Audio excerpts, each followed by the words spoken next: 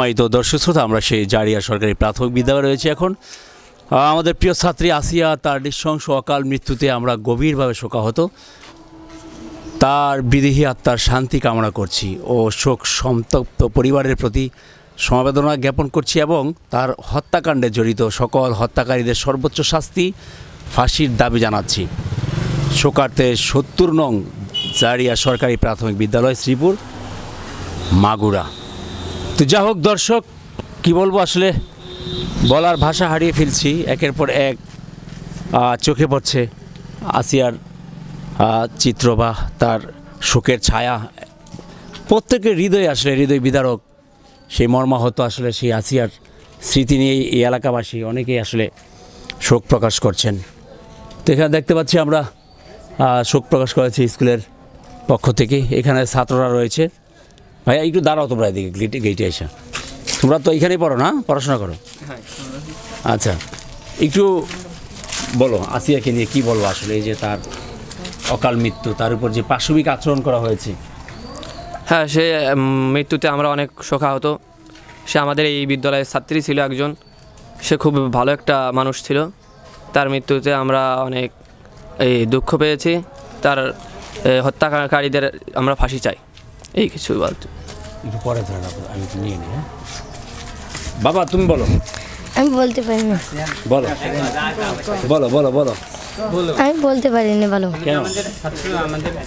আমি তো এরকম করে কোনোদিন কথা বলিনি, তাই। তোমার কেমন লাগে? কষ্ট লাগতেছে, আসিয়া যা হয়েছে। হ্যাঁ,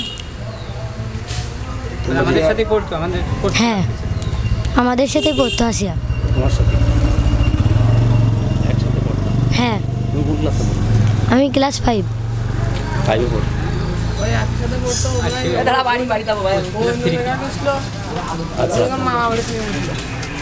আসিয়া লাগান ক্লাস যখন 1 থেকে যখন মামা বাড়ি গেছিলো, আর নতুন এখন আসে এই স্কুলে ভর্তি হয়েছে এবং দিদি বাড়ি বেড়াতে গেছিলো।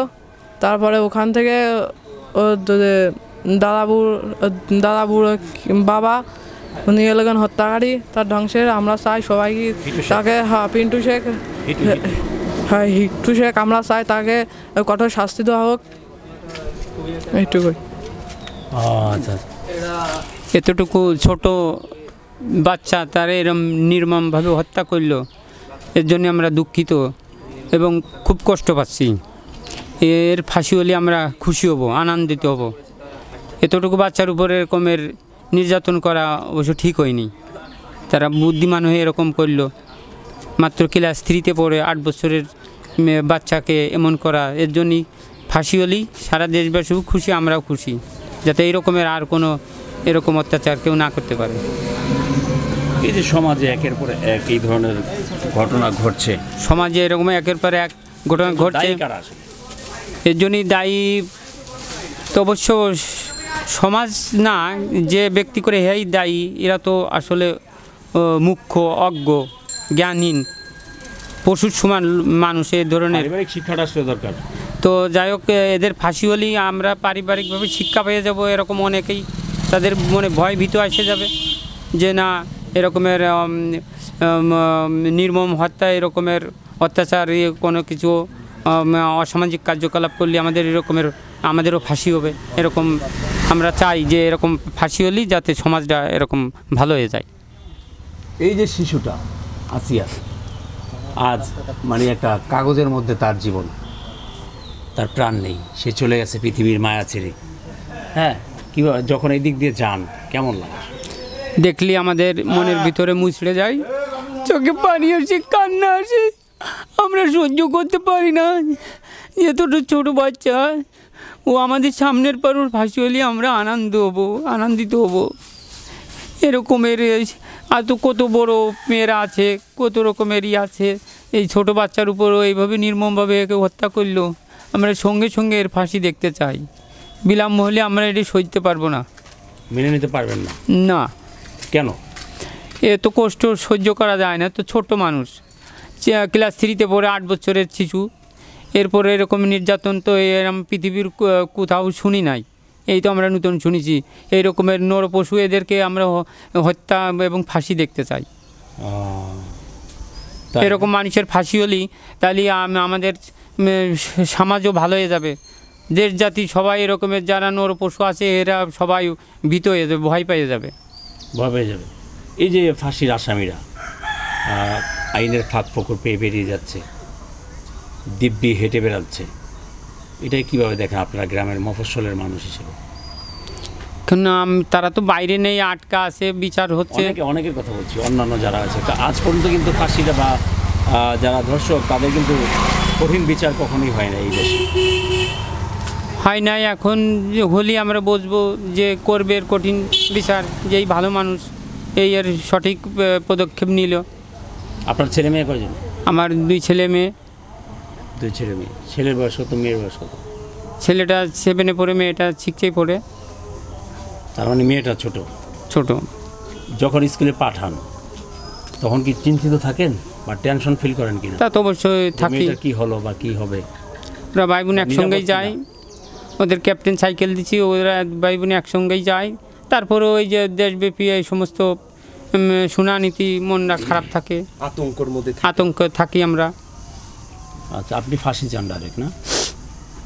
এতে এরকম নরপশি এত ফাঁসি চাই। দেখেন না কীভাবে তারা এভাবে হত্যা করলো। তারা জীবিত রাখতে পারতো, সে জীবিত রাখতে পারতো, কিন্তু তারা এরকম হত্যা করলো কী জন্যে? সে দুনিয়া বাইসে থাকতো, তার এমনি মৃত্যু হইতো, কিন্তু সে মৃত্যু এই তারা এরকম হত্যা করলো কেন? এর জন্য আপনি একজন পথচারী, এই যে স্কুলের পাশ দিয়ে প্রতিদিন যান, আমি আসি যাই আর এই ছবি দেখি আর আমার চোখে পানি আসে, আমার মনের ভিতর মুচড়ে যায়, দেহ প্রাণ কেঁদে ওঠে ছবি দেখে, দেহ আসিয়ার ছবি দেখিয়া। যেহেতু ছোট মানুষ, এরকম করা ঠিক হইলো না। এই লোকের ফাঁসি অবশ্যই হওয়া দরকার। Thank you. দর্শক শ্রোতা, বিদায় নিয়ে নিব। আসলে বলার কিছু নেই, বলতে পারছি না। আমরা আসলে ভাষা হারিয়ে ফেলি কথা বলার।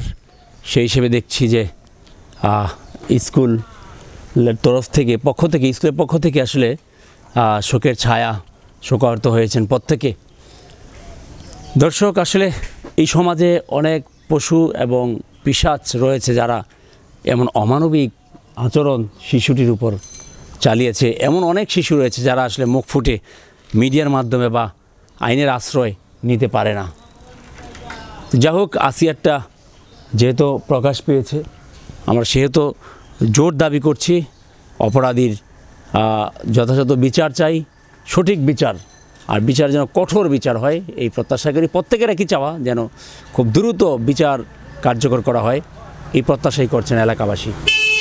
যাই হোক, স্কুলের সামনে থেকে আমরা বিদায় নিচ্ছি, যেখানে আসিয়া পড়াশোনা করতো, ছোট শিশুটি, ফুটফুটের শিশু আসিয়া।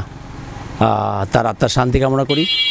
সবাই ভালো থাকবেন, সুস্থ থাকবেন। আজকে এই পর্যন্তই। জারিয়া সরকারি প্রাথমিক বিদ্যালয় আসিয়ার স্কুল থেকে বিদায় নিচ্ছি। আল্লাহ হাফেজ।